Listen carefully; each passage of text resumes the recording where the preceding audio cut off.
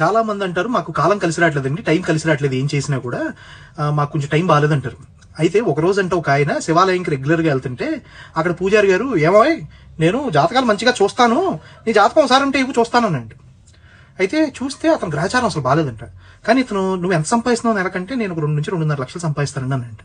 అంటే నువ్వు ఎలా ఉన్నావు అంటే చాలా మనశ్శాంతిగా ప్రశాంతంగా హాయిగా ఉన్నానండి అంటే, అదేంటి అలా ఉండకూడదు, నువ్వు నానా కష్టాలు పడాలి నీ గ్రహచారం ప్రకారం అన్నాడంట. అంటే నువ్వు ఎవరిని ఉపాసిస్తావు అన్నాడు. అంటే నేను శివుణ్ణి ఉపాసిస్తానండి అన్నాడు. శివుణ్ణి ఉపాసిస్తాను అనగానే అప్పుడు ఈయన, అవునా నీ గ్రహచారం బాగాలేదే, మరి ఎలా బాగున్నావు నువ్వు అంటే, అప్పుడు ఆయన చెప్పాడంట, అయ్యగారు మీకు తెలియదు ఏముందండి, శివుణ్ణి ఏమనంటారు, కాళేశ్వరుడు, మహాకాళేశ్వరుడు అంటే కాలాన్ని అదుపులో పెట్టగలిగిన వాడు.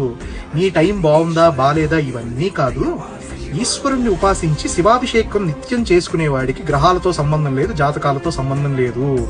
జాతకాల్ని తిరగతిప్పి రాయగలిగిన వాడు శంకరుడు ఒక్కడే. అండ్ కర్మలను మాఫీ చేసి